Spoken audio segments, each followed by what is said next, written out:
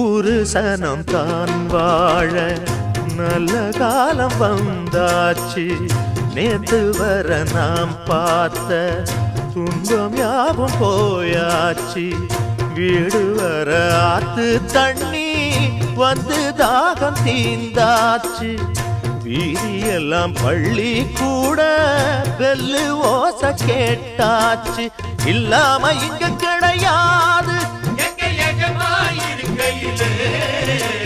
பொல்லாப்பு நம்ம